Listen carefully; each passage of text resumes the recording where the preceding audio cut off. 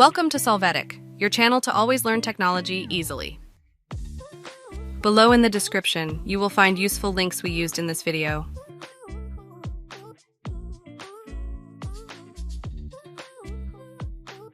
Today in Solvetic, we will see how to change default Google account on laptop. Open Google.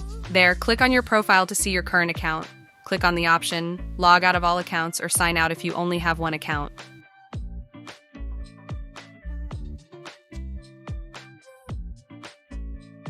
Then click on the Sign In button. Select the new account with which you are going to access Google. Enter the password and click Next. In a moment, you will see Google open with this account. Hey, remember to subscribe Solvetic channel.